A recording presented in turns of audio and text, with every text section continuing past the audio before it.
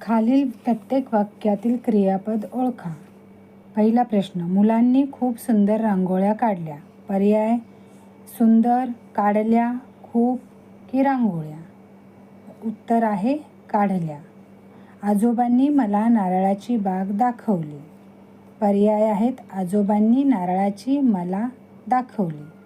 उत्तर आहे दाखवली. आजीने अवधूतला श्रीखंड बनवून दिले. पर्याय आहेत, अवधूतला बनवून दिले श्रीखंड. उत्तर आहे दिले.